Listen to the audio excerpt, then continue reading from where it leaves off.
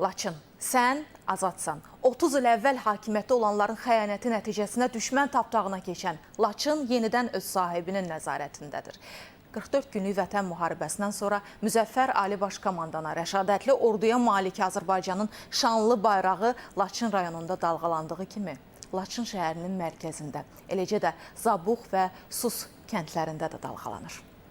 1988-ci ildə alovlanan separatçı meyillər, Ermənistanın ölkəmizə qarşı ərazi iddiası və işğalçılıq siyasətinin təsirini artıran amillərdən biri də həmin dövrdə ölkəyə rəhbərlik edənlərin xəyanətidir.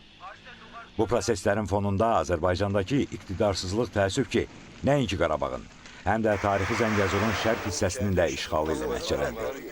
Bu hadisələr cərəyan edərkən iqtidara müxtəlif yollarla təzyiq göstərən, ölkədəki kütləvi itaətsizlik şəraitini gücləndirməkdə maraqlı olan, hakimiyyət davası edənlərin səriştəsizliyi və xəyanəti Qarabağın işğalı ilə birgə onun ətrafındakı ərazilərin də zəbt olunmasını gətirib çıxardı.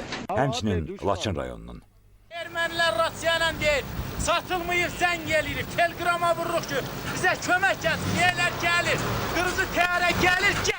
Ermənilərin böyük dost adlandırdıqları o dövrki dəstənin paytaxtda ixtişaşlar yaratdığı, parlamenti gülləbaran etdiyi bir vaxtda torpaqlarımız ard-arda işğal olunurdu. Orası Melçi Bey'in berinkerinə, çək havadan. Biz inşkan sinirlərdə toğulmaz. Ermənistanın işğalına baxmayaraq, həmin radikal qruplaşma bütün bunları nəzərə almayaraq, Laçındakı qoşunları oradan çıxarıb Bakıya, Ali Sovetin binası qarşısına gətirdi. Bir neçə baş quldurun əlində qalan Azərbaycan günü-gündən daha çox zəifləyirdi.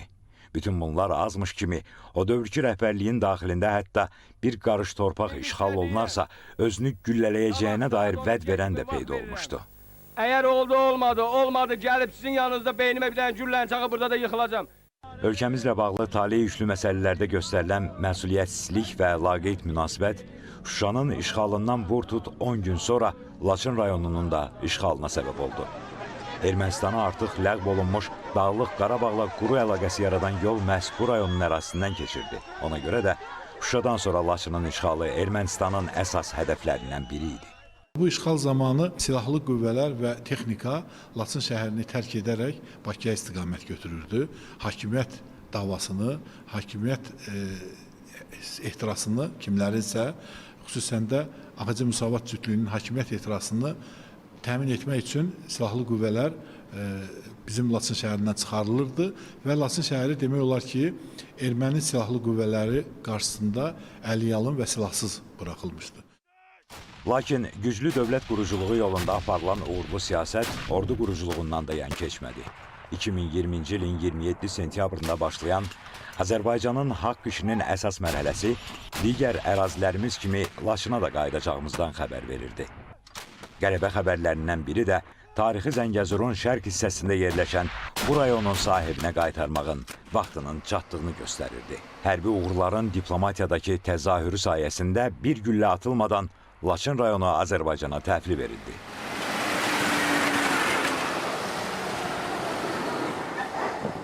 Böyük sevinç hissi-ilə bildirirəm ki, Laçın rayonu işğaldan azad olundu. Bütün Azərbaycan xalqını bu münasibətlə ürəkdən təbrik edirəm.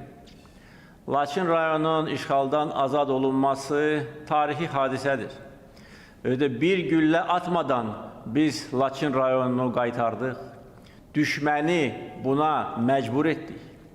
Döyüş meydanında əldə edilmiş parlaq qələbə bu gözəl nəticə gətirib çıxardı. Üçtərəfli bəyanatın bəndlərindən biri də 3 il ərzində Laçın-Xankəndi yoluna alternativ marşrutun inşasını nəzərdə tuturdu.